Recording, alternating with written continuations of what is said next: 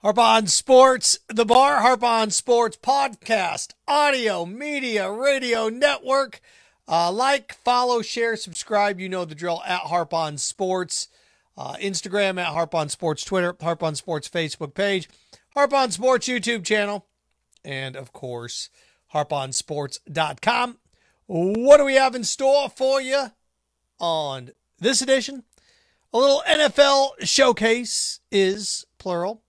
A little Olympic spirit as the IOC and the Tokyo Games come out and say, no protesting. Well, you can maybe a little bit, but for the most part, no. And Florida basketball player Keyontae Johnson deciding that he is going to return after collapsing on the court and missing all of the season due to medical issues. Okay, where to begin? A little NFL showcase is plural. The National Football League with a couple of announcements on this day. One, the NFL schedules are going to come out May 12th. That's what we're going to dive into here first. The other thing the NFL making an announcement on is a bunch of rule changes or a lack thereof rule changes. And we got a couple ideas of our own. I wanted to start off first with the NFL scheduling. And opening week, opening weekend, everybody's thirsty for football. Everybody wants some action. Primetime games, it's great. Here's a chance to set the tone for the year. Here's a chance to put marquee games on the slab. That's why the defending Super Bowl champion always plays to start the year. So I went through and looked at this, and I've come up with my opening primetime set of games to start the season. Opening primetime games to start the season. And also some day games here in the state of Florida. We know that the Jaguars and the Dolphins aren't going to be playing in prime time in week one. I get it.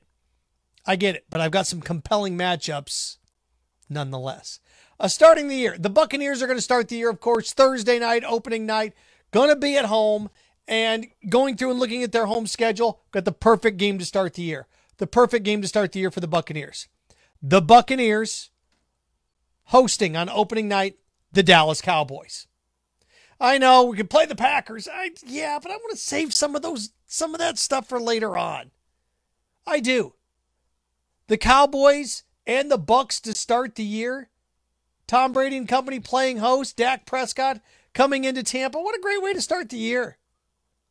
Dak gets his fresh new deal. Ezekiel Elliott, all the money on the line. The Cowboys where they are. And the Cowboys find themselves in an interesting scenario, don't they? But for them to go on the road, a marquee matchup, their ratings would be through the roof. I know the thought process is, well, the Cowboys are going to draw no matter what. No, put them on Thursday night. The ratings for the NFL last year were good. They weren't great. They weren't fantastic. That game will blow everything else out of the water. It will. So Cowboys at Bucs week one, game one to start the year. That's my first marquee matchup. Then, Sunday night football. I was looking at this as well. And Patrick Mahomes and the Chiefs. We need you, baby. The Chiefs will be at home Sunday night. Again, these are my suggestions. What the NFL does. Cowboys start the year at the Buccaneers Thursday night. Sunday night, the Chiefs play host to the Browns. It was maybe the best game of the postseason. It was the most competitive, wasn't it? I know there's a lot of thought process. Well, let's have the Bills and the Chiefs play each other again. I want to see that during the year. The Browns won a postseason game, beat Pittsburgh at Pittsburgh, had Kansas City on the ropes. Kansas City had to get a first down on a fourth down, right, with Chad Henne, because Mahomes had gotten knocked out of the game. Remember that? So I just think the Browns prove it. Prove it, Cleveland. Prove it. It's kind of like when you're playing horse. Got to prove it. I want to see Cleveland prove it. So my Sunday night matchup to start the year, the Browns at Kansas City. I was thinking about Monday night as well and looking at a matchup that would be, captivating for Monday night. We are hearing that the NFL may not do a doubleheader this year, may not have a Monday night doubleheader. Okay, we're going to say that's true. No Monday night doubleheader this year. Okay, looking at this, you want a marquee matchup. I've given you a couple of divisional matchups, so we're going to go conference matchups, or a couple of conference matchups. We're going to go out of conference matchup. Monday Night Football to start the year, the Ravens host the Packers. That way you don't burn a home game for Green Bay. The Ravens get a home game. I've kind of ignored a little bit of that area of the country, right, with the Browns and the Bucks and the Chiefs and the Browns. So we give the Northeast a little flair here. The Packers go to Baltimore to start the year. Aaron Rodgers, Lamar Jackson. Last two MVPs, right? Lamar Jackson and Aaron Rodgers are the last two MVPs. So my primetime slate to start the year for the NFL. Schedule comes out. NFL made the announcement. It's going to be May 12th. As of right now, Cowboys at Bucks Thursday night, start the year. Chiefs play host to the Browns, Sunday Night Football. And Monday Night Football features the Packers on the road against Baltimore. And here in the state of Florida, of course, I'm not going to ignore the Dolphins and the Jaguars. I think it's perfect.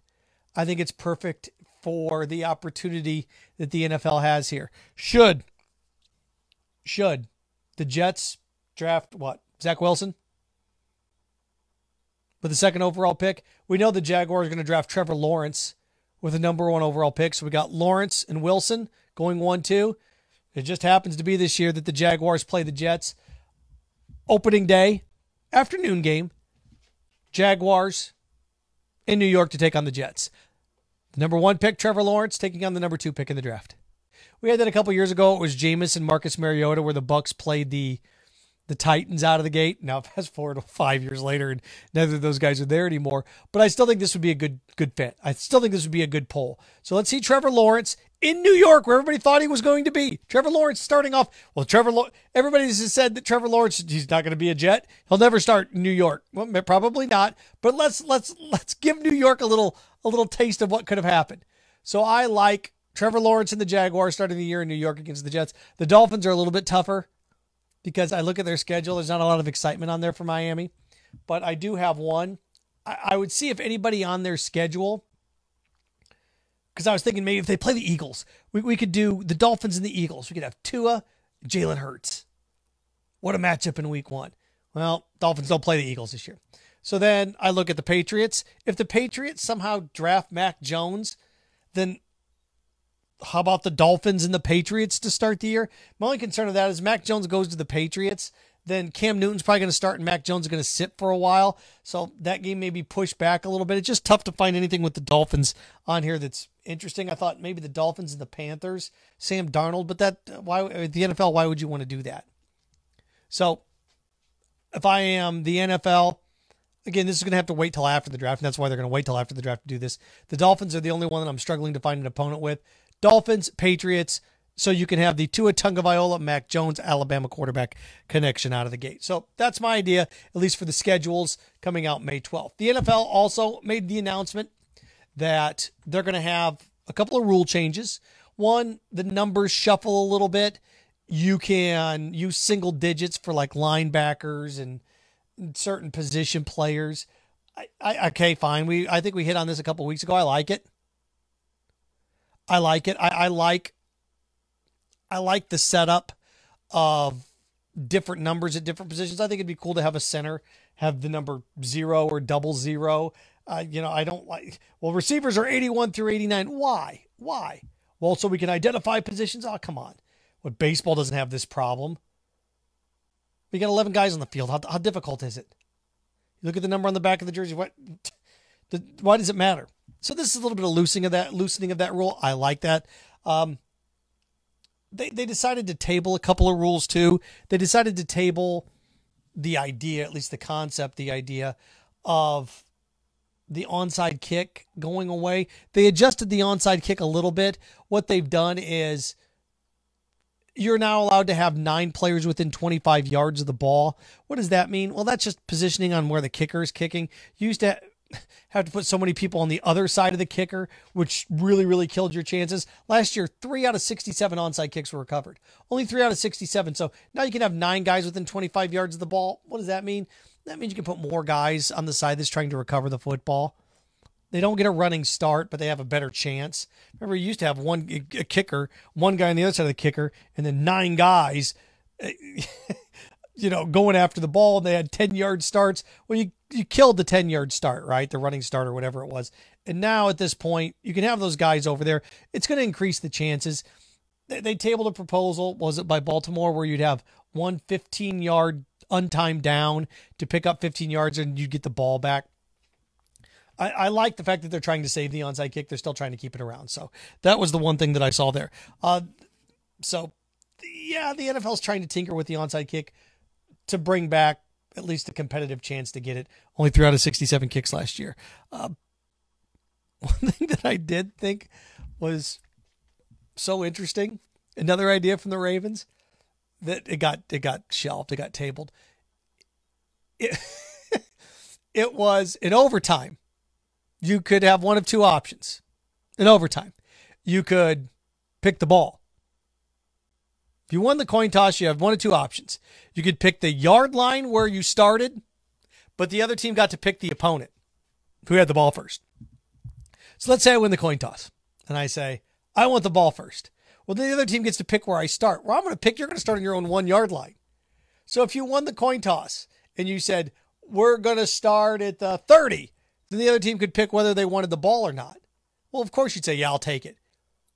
Or you could pick, think about that. Think about how crazy, but it's a gimmicky thing, right? Because nobody would ever come out and say, oh, we want the ball. The other team's never going to say, okay, you have it at the 10.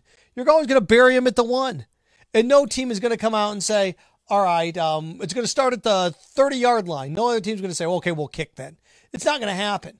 I thought it was interesting. I thought it was a little quirky, fun, but was never practical.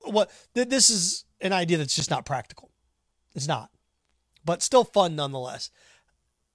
This is very simple. Overtime. It's very simple in overtime what you do.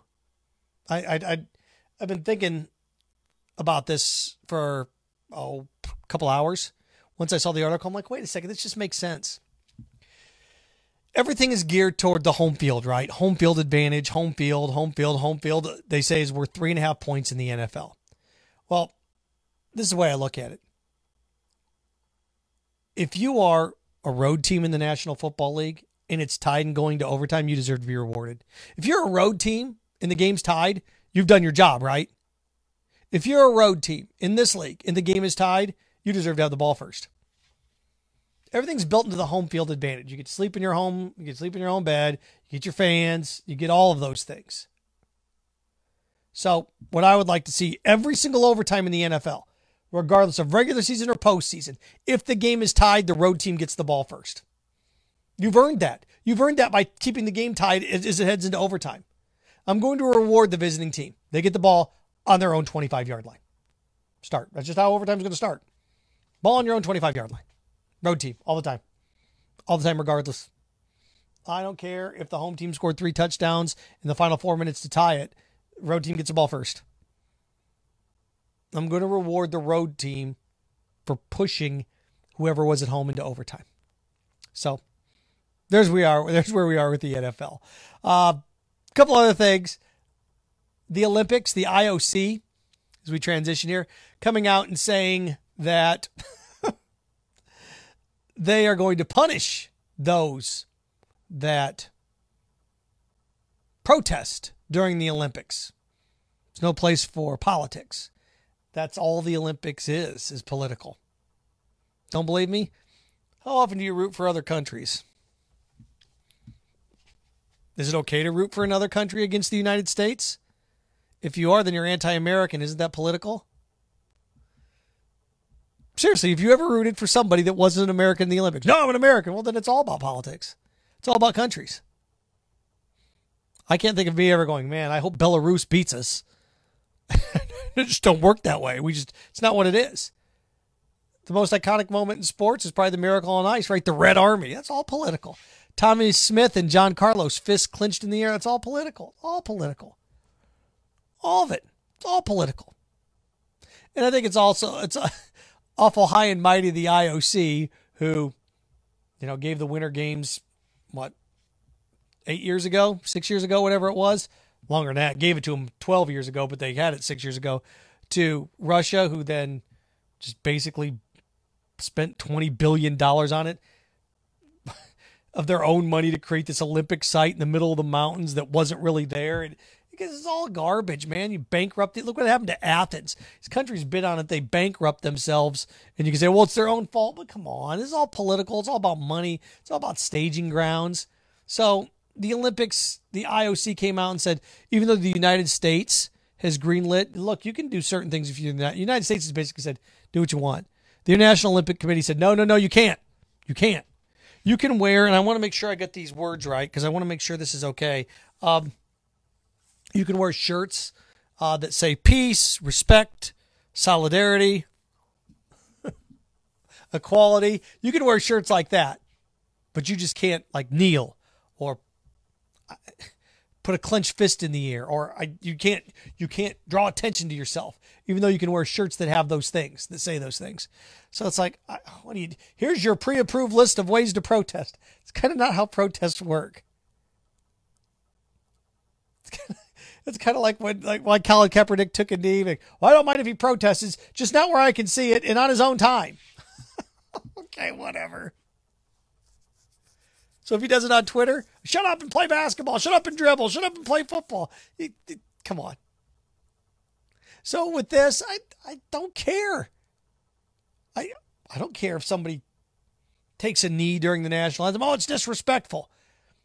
We're going to ban you. Oh, I give it exactly, 5 events into a medal ceremony before somebody does something. And what are you going to do? Going to kick them out of the Olympics? They instantly become a folk hero. They instantly get notoriety. They instantly are the #1 story in the world, regardless of their sport. What's the first sport that ends? Like fencing? I think the first sport that they award a medal in is fencing. Well, once that happens, somebody's going to do something, and you're going to have your first gold within a day, and somebody's going to take a knee. They're going to kick them out. It's going to be national news. They're going to be on the front page of every newspaper. What newspaper still exists? They're going to be everywhere. So it's one of these things that when I watch the Olympics, at least it'd be interesting. Oh, they're going to kneel? Oh, they're not going to kneel. Okay, okay, that's great. And for the people who say, I don't want to see it, well, then, okay. There's a lot of things I don't want to see, but if I see it, it's okay. Like if I see somebody kneel, if somebody wins a gold medal for their country and takes a knee, that lessens the accomplishment because they took a knee? Think about how shallow you are if you think that. Good enough, trained enough to win a gold medal for their country, but they can't do something to show respect and pride? Well, there's a place and a time for that. Oh, stop it. There's no place and time for that. Where is the right place and the right time? A march on Washington? Peaceful protests? Stop it. You don't like those either. You run over those. People get run over in cars with those. So, yeah, I'm okay with it. The International Olympic Committee is not. The USOC is okay with it. So, ooh, baby, let this clash begin in Tokyo. And again, people would say, well, I'm not going to watch it. I'm going to watch anyway. What? If somebody that's in kayaking or cycling demonstrates, I'm not going to, not watch a sport you don't watch?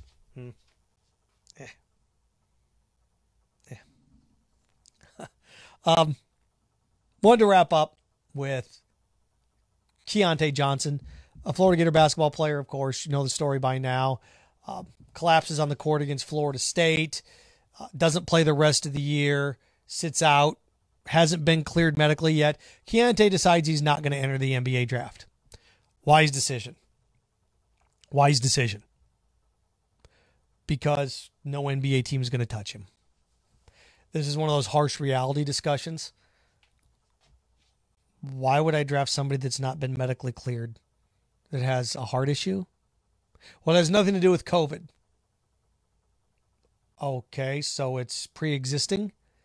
COVID, if it had something to do with COVID, I could sit there and say, well, if you're a long hauler, I can invest in you. I can put you in the D League for a while.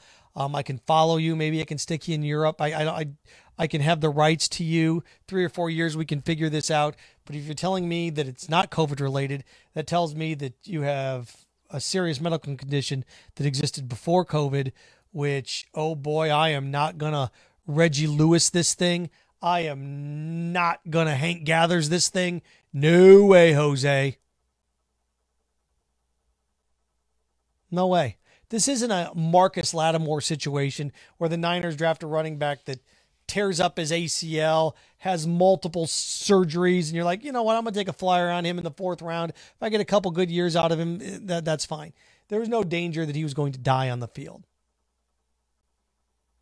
If you aren't medically cleared for something that happened in November, right, December, early December, November, and it's almost May,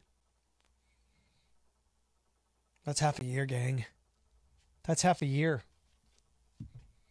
So the Keyontae Johnson, he's not going to enter the NBA draft. Well, it's good because nobody's going to touch him. This isn't football where you have, 7 rounds and then a bunch of compensatory picks. This isn't baseball where you have, 2 days, 3 days worth of draft picks. 40 rounds, 50 rounds with baseball now. Sometimes 40 round, 50 rounds is what it is now. Is that what it is? Basketball's got 2 rounds. Got 2 rounds. So I'm glad that he's coming back. We'll see what happens to him physically. I hope he can play. I hope he can. Good kid. Did everything right. Hopefully, medically, his body agrees and he can play again. But this is going to return, not going to enter the NBA. Whoever is advising him, smart man or lady, smart people who is advising him. Because from a basketball standpoint, no way do you touch him. No way. I'm not going to have a Reggie Lewis and Hank Gathers on my hands if I'm an NBA team. Nope. No, it's not really a limb bias situation. It's, and well, it's not COVID related. That's can be even scarier because you tell me you had something else that's the problem. So there you go. All right, Harp on Sports, The Bar, podcast, radio, audio network. Follow, share, like, subscribe, all that at Harp on Sports, Twitter, Instagram, Harp on Sports Facebook page, harponsports.com, Harp on Sports YouTube channel. So there you go. Appreciate it. Stay strong, stay clean, stay focused. Frankenstein, have fun with your friends.